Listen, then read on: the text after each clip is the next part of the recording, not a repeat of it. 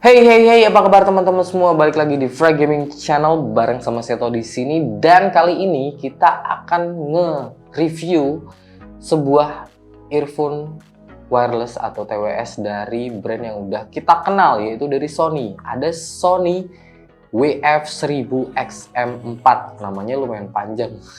Dan ini termasuk di kategori TWS premium mungkin ya, karena harganya juga cukup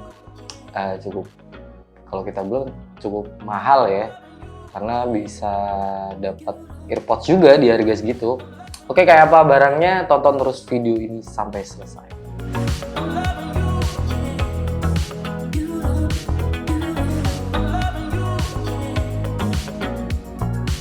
Oke, ini dia, ada Sony WF-1000XM4, namanya lumayan panjang dan dia juga ini fitur-fiturnya banyak ya.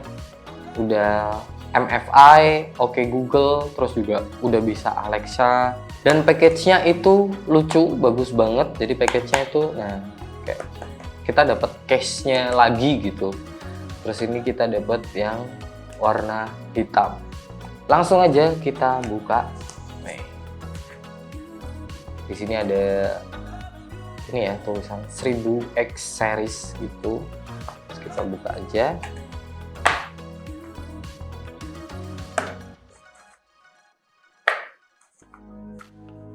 Kartu Uno.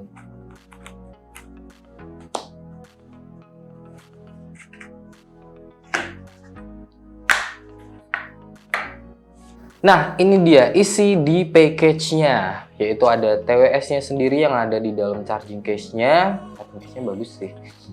Terus ada kitab-kitab banyak ini ya. Jadi ini berbagai bahasa dan juga ada warranty card-nya, dan ini dia ada tagline-nya itu Sony 360 Reality Audio.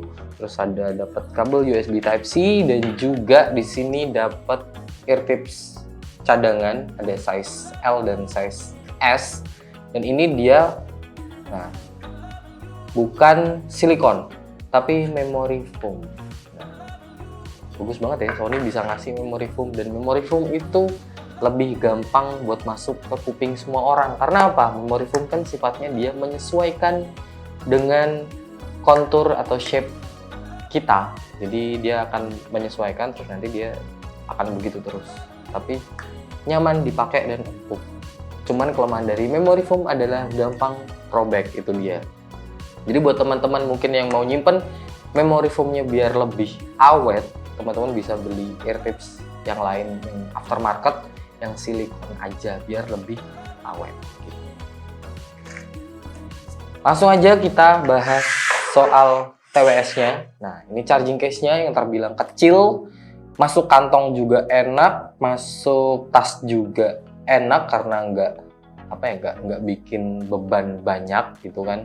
Dan di depannya itu ada LED indikator. Ini indikatornya bagus ya, dia bisa breathing gitu. Terus di belakang ada port USB Type-C untuk chargingnya. Di atasnya itu ada logo Sony. Kalau dibuka, magnetnya kenceng sih, lumayan sih. Oh, cuman nggak ada stoppernya kalau buka belakang. Ini warnanya hitam doff ya, keren banget sih. Oke, kita ambil dulu. Wih, magnetnya kuat banget. Ngambilnya aja kayak berat gitu. Dan dia ini pasti chargingnya lebih cepat karena magnetiknya itu pakai 3 pin, karena yang normal yang lain itu biasanya pakai 2 pin atau bahkan ada yang 1 pin gitu. Nah, ini yang terpasang memory foam size M. Oke. Bagus banget ya, bentuknya agak kayak bagong gitu, gede banget. Sony, dan dia touch control ya. Terus di sini ada ada lubang mikrofon yang lebih dari satu karena ada ANC mode dan juga transparency mode. Karena itu kan fitur itu sangat membutuhkan mikrofon. Dan juga wow, keren sih ini sih. Jadi kayak solid banget dan agak berat sedikit. Tapi nggak tahu kalau dipakai bisa enteng atau enggak. Oke, dan daya tahan baterainya bisa sampai 8 jam playback kalau klaim dari Sony. Dan kalau charging case-nya itu 16 jam. Artinya kita bisa 3 kali cycle pemakaian kayak gitu.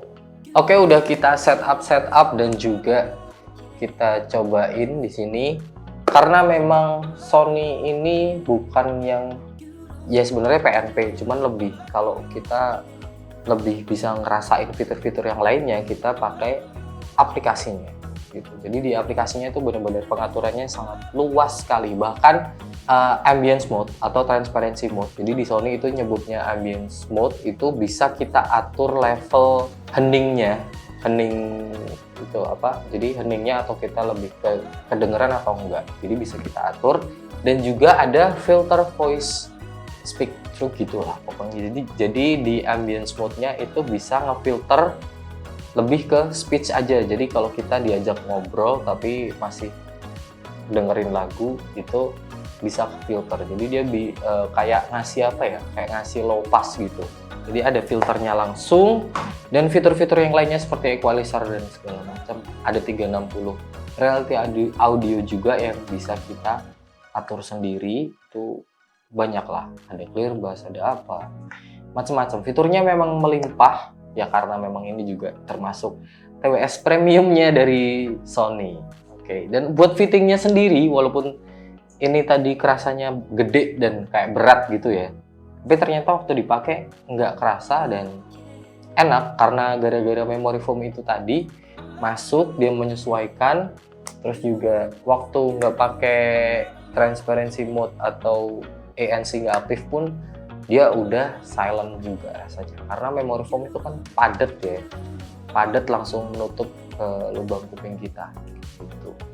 Jadi enak sih, fittingnya nggak kerasa berat juga. Cuman buat yang belum kebiasa sama shape-nya Sony ini mungkin akan itu ya, bakal lebih adaptasi mungkin. Ini gimana sih makainya, bener gini enggak, ini naik atau turun ya. Ternyata ini emang modelnya kayak naik gitu, kayak naik.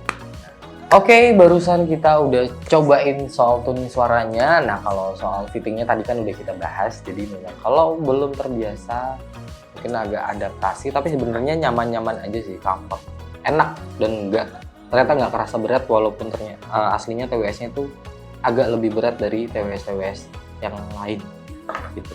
Buat tuning suaranya sendiri, nah namanya Sony ya, dan ini termasuk premiumnya, dan harganya sendiri pun di 2,6 jutaan rupiah gitu. Harganya emang wow ya, tapi emang nggak bohong karena harga segitu. Dan ini tuning suaranya itu hampir mendekati ke flat lah, hampir ke normal, cuman dia agak boosting sedikit di bagian low-nya, di bass-nya, kalau default-nya. Tapi karena di sini ada fitur kustomisasi, jadi teman-teman nggak perlu khawatir soal kalau misal kurang senang sama karakter suaranya, kita bisa custom dan bisa juga auto adjusting equalizer-nya gitu. Jadi ada fitur kayak gitu di aplikasi Sony gitu.